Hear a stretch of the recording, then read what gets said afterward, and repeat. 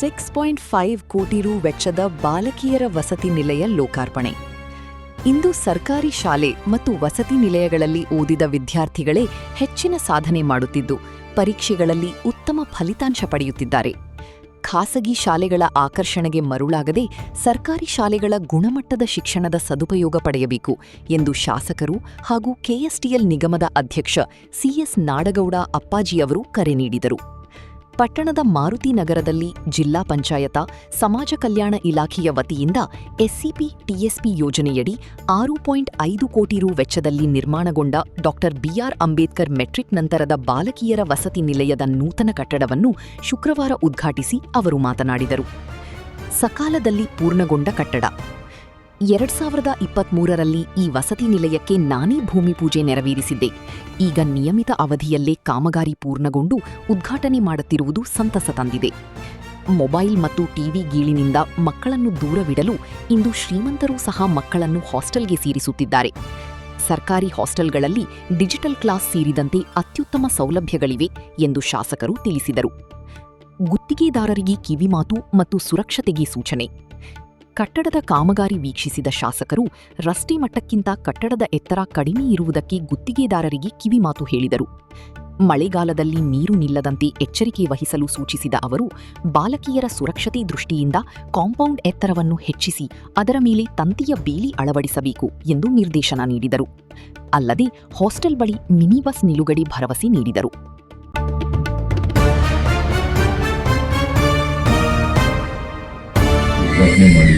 ದೊಡ್ಡ ಆಡಂಬರದ ಕಾರ್ಯಕ್ರಮ ನಾವು ಮಾಡ್ತಾ ಇಲ್ಲ.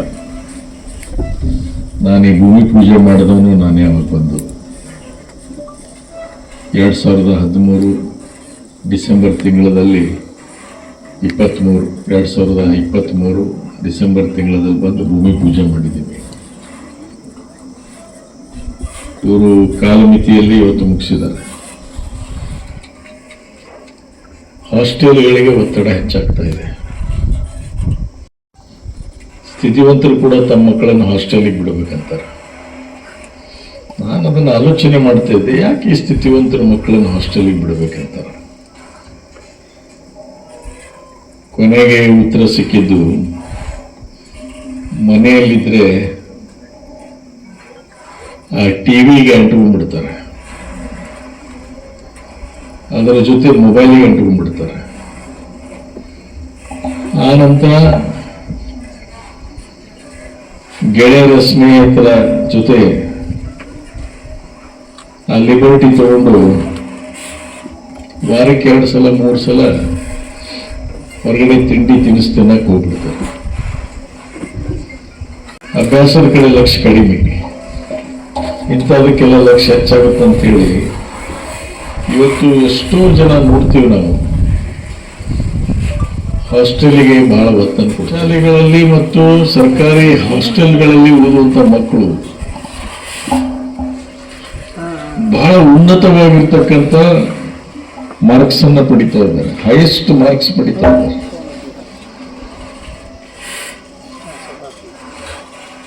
ಬಹಳ ಮಂದಿ ಹೇಳ್ತಾರೆ ಪ್ರೈವೇಟ್ ಸ್ಕೂಲ್ಗಳು ಬಹಳ ಒಳ್ಳೆಯವು ಅಂತ ಹೇಳ್ತಾರೆ. ಪ್ರೈವೇಟ್ ಸ್ಕೂಲ್ನಲ್ಲಿ ಗೌರ್ಮೆಂಟ್ ಸೆಲೆಕ್ಷನ್ ಯಾರಾಗುವುದಿಲ್ಲ, ಅವರಲ್ಲಿ ಶಿಕ್ಷಕರು. ಬಹಳ ಮಂದಿ ಹೇಳ್ತೀನಿ, ಇಲ್ಲಿ ಪಾಲಕರು ಇದ್ದೀರಿ ನೀವು, ಯಾರು ಗೌರ್ಮೆಂಟ್ ಟೀಚರ್ ಆಗಿ ಸಿಲೆಕ್ಟ್ ಆಗೋದಿಲ್ಲ ಅವರಲ್ಲಿ ಹೋಗಿ ಪ್ರೈವೇಟ್ ಸ್ಕೂಲ್ ಟೀಚರ್ ಆಗಿರ್ತಾರೆ.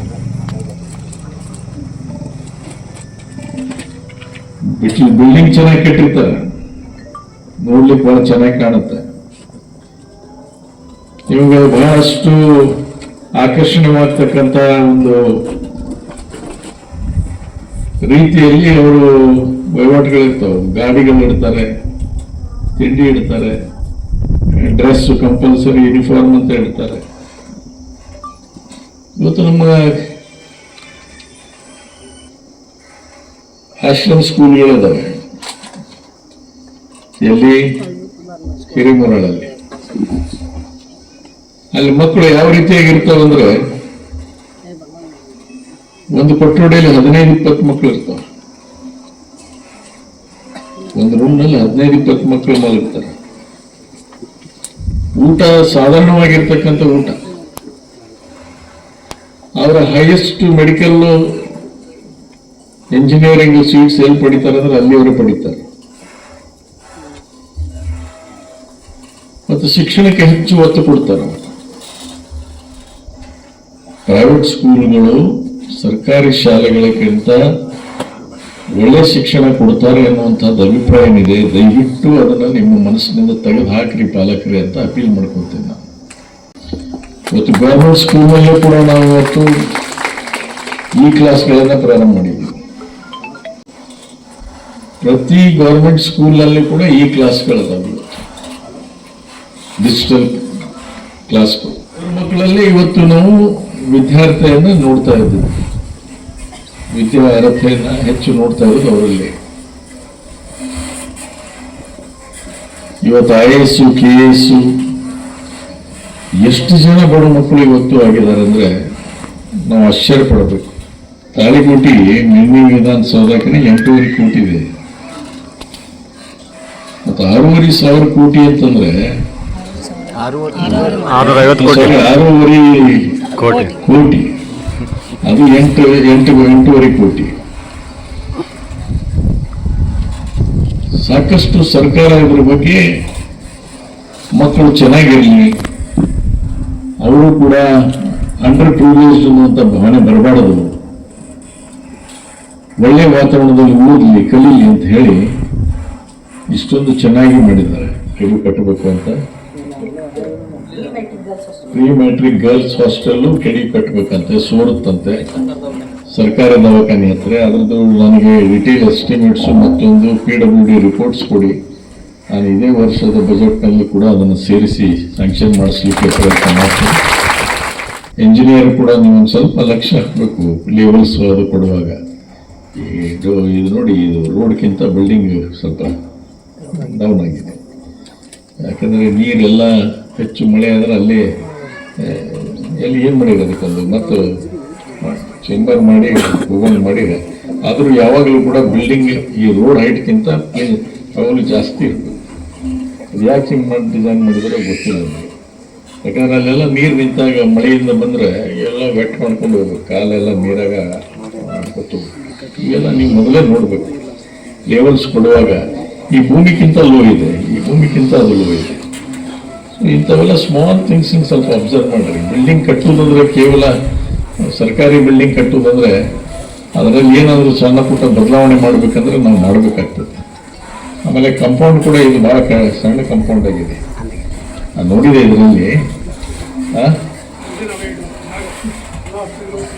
ಯಾಕೆ ಇಡದಾರೆ ಇಲ್ಲಿ ನೋಡ್ರಿ ಅಂತಂದರೆ ಯಾರೇ ನಾನು ಅದಕ್ಕೆ ಕೇಳಿದೆ. ಕಟ್ಟಡದ ಸುತ್ತಲೂ ಸುರಕ್ಷಿತ ಕಂಪೌಂಡ್ ಗೋಡೆ ಮತ್ತು ಗೇಟ್. ಕಂಪೌಂಡ್ ಅಂತ ಇದೆ, ಇದು ಕಂಪೌಂಡ್ ಅಲ್ಲ, ಇದು ಪ್ರೀ ಫ್ಯಾಬ್ರಿಕೇಟೆಡ್. ಇದು ಫೆನ್ಸಿಂಗ್, ಇದು ಫೆನ್ಸಿಂಗ್ನಾಗ ಬರ್ತಾವೆ, ಇದು ಕಂಪೌಂಡ್ನಾಗ ಬರೋದಿಲ್ಲ. ನೀವು ಕಂಪೌಂಡ್ ಕಲ್ ಅಂತಾರೆ ಕರೆ, ಅಂದ್ರೆ ಕಂಪೌಂಡ್ ಅಲ್ಲ, ಇದು ಫೆನ್ಸಿಂಗ್. ಇದು ಫೆನ್ಸಿಂಗ್ ಅನ್ಬೋದು. ಇದಕ್ಕೆ ನೀವು ಕಂಪೌಂಡ್ ಅನ್ನಕ್ಕೆ ಬರೋದಿಲ್ಲ. ಸೊ ಅದನ್ನ ಹೈಟ್ ಕೂಡ ನೋಡಿ, ಯಾರಾದರೂ ಉಪಾಧ್ಯಾಯ ಹುಡುಗರು ಬಂದರೆ ಪಟಕ್ನ ಜಿಗಿದು ಬರಂಗಿದೆ, ಸ್ವಲ್ಪ ಹೈಟ್ ಆಗಬೇಕು. ತಂತಿ ಬಾರ್ಡ್ ವೈರ್ ಹಾಕಿರ್ಕೊನೆ ಪಕ್ಷ ಬಾರ್ಡ್ ವೈರ್ ಅದ್ರ ಹಾಕಿರೋ ಲೆಕ್ಕಿರಲ್ಲ,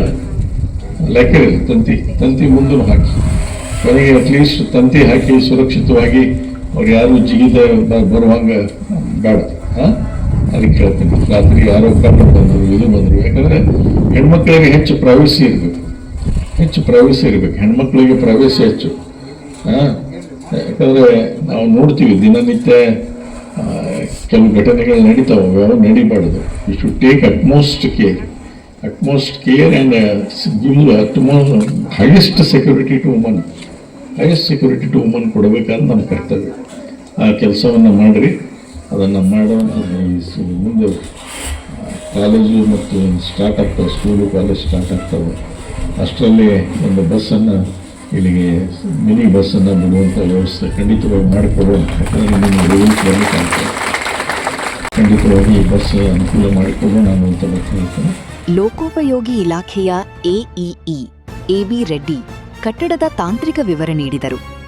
ಸಮಾಜ ಕಲ್ಯಾಣ ಇಲಾಖೆಯ ಸಹಾಯಕ ನಿರ್ದೇಶಕಿ ಶ್ರೀಮತಿ ಬಸಂತಿ ಮಠ ಇಲಾಖೆಯ ಸೌಲಭ್ಯಗಳ ಬಗ್ಗೆ ಮಾತನಾಡಿದರು. ಕಾರ್ಯಕ್ರಮದಲ್ಲಿ ತಾಲೂಕು ಪಂಚಾಯತ ಇಒ ಸಂಗನಗೌಡ ಬಿರಾದಾರ್, ಮುಖಂಡರಾದ ಮಹಿಬೂಬಾ ಗೊಳಸಂಗಿ, ಸತೀಶ್ ಓಸ್ವಾಲ್, ಶ್ರೀಕಾಂತ್ ಚಲವಾದಿ, ವೀರೇಶ್ ಹಡಲಗೇರಿ, ಸಿಕಂದರ್ ಜಾನ್ವೇಕರ, ವಸತಿ ನಿಲಯದ ವಾರ್ಡನ್ ಹಾಗೂ ಸಿಬ್ಬಂದಿಗಳು ಮತ್ತು ವಿದ್ಯಾರ್ಥಿನಿಯರು ಉಪಸ್ಥಿತರಿದ್ದರು. ಶಿಕ್ಷಕ ಟಿಡಿ ಲಮಾಣಿ ಕಾರ್ಯಕ್ರಮ ನಿರೂಪಿಸಿ ವಂದಿಸಿದರು.